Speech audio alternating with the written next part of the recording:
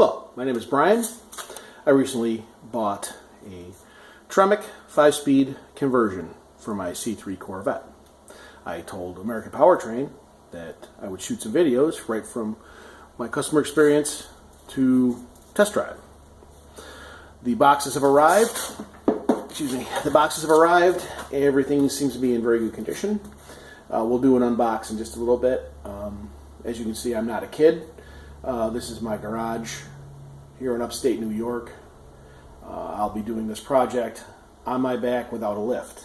And I went the kit route because I thought that would be much easier than scrambling around putting things together myself. And it turns out to be somewhat more economical. You're not going to save a ton of money, but you're going to save a lot of shoe leather. I originally called up American PowerTrain after searching the net extensively, and seemed to be the most comprehensive items. Look like the most logical way to go. So I called those guys several times. My point of contact was a gentleman by the name of Paul. He's certainly a very knowledgeable guy. Seems to be a decent sense of humor. Seems to be overworked, for sure.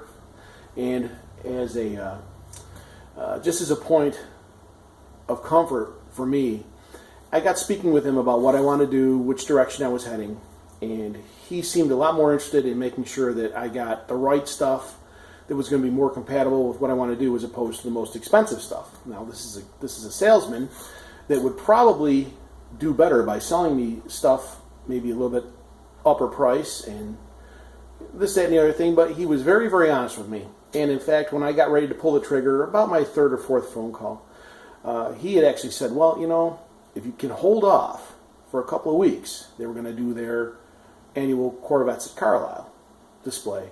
And at that time, they were going to be wheeling and dealing on shipping and some of the parts and pieces. And I was very impressed with that. It seemed to be a very, very straight shooter and seemed to be the type of guy that I was comfortable doing business with. I'm spending some serious dough with these guys. And, you want to be sure that you're getting your money's worth. And, it was refreshing to have him say, well, just hang on a little bit. And indeed, I waited for Corvettes at Carlisle. Got in touch with them right before they left. And lo and behold, I saved myself probably a good $350 to $400. Which, on a project like this, that's substantial. So I was very happy with that. He also gave me some counseling because I originally wanted to go with the Tremic 6-speed kit, and they were more than happy to offer that. And it's, in the grand scheme of things, the Tremic 6 is not that much more money compared to the 5. But he did advise me, especially since I'm going to be doing this myself in the garage, that perhaps I should maybe avoid the 6. Again, taking money out of his pocket, not mine.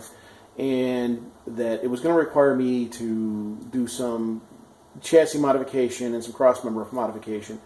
On the 78 C3 that we're going to be doing here, the crossmembers are welded.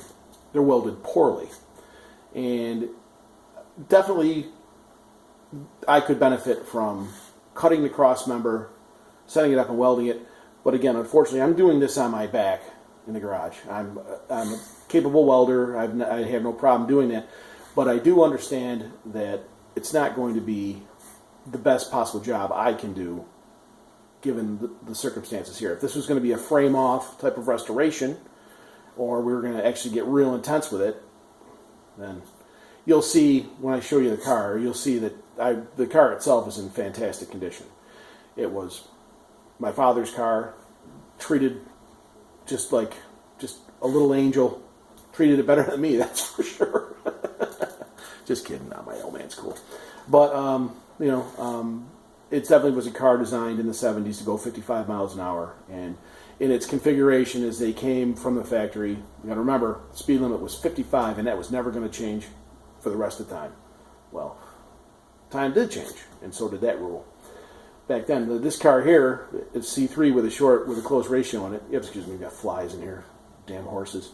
The close ratios with the rear gearing in these particular cars, you're out of transmission at 55, 60 miles an hour. At 80 miles an hour, which people drive out this way all the time, you're turning 3,200 RPM.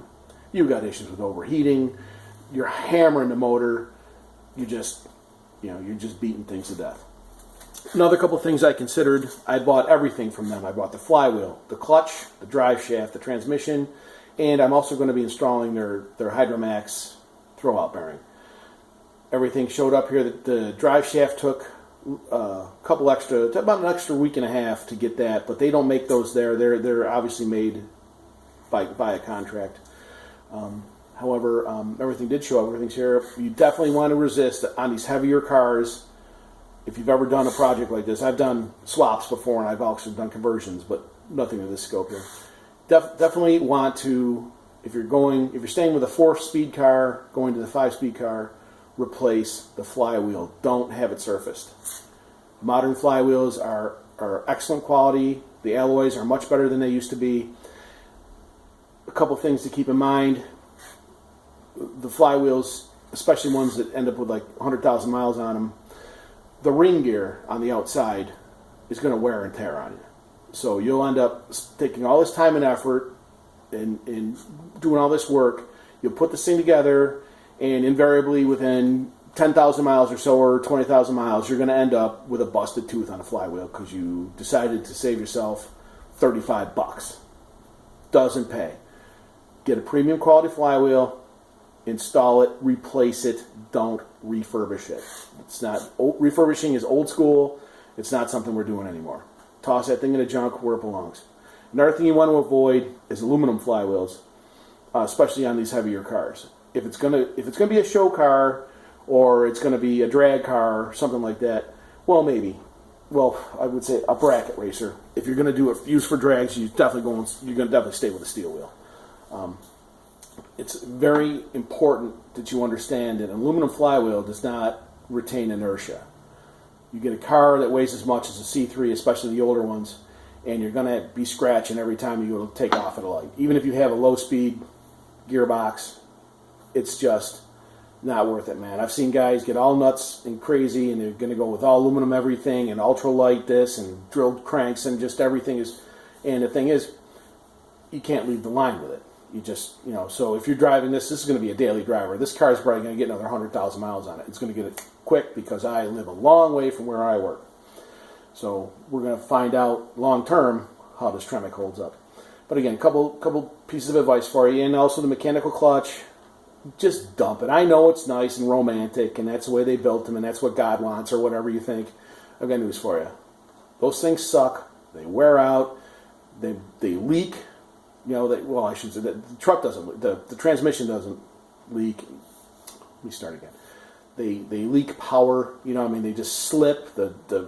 It's just chaos. It's old school, and it needs to go in the junk heap with that old flywheel. So just a little bit of sage advice from a guy who's done quite a bit of work on cars for quite a long time. So let's go take a look at the parts that were delivered. I've unboxed them. I originally did a true unbox at my shop. Unfortunately, in the loading dock, there was such an echo and the light was so bad that I'm going to scrap the video because it just wasn't worth it. So I've wasted enough of your time rambling on. But anyway, American PowerTrain, first-class company, excellent service. They're not looking to make a buck off you. They're looking to service the client. And they also have a 24-hour helpline. I haven't had to call that. I doubt I will. I'm a pretty self-sufficient guy, but certainly was very impressed with the way I was handled, and I'm impressed with the parts I've seen show up here so far. So let's pause the video and go take a look.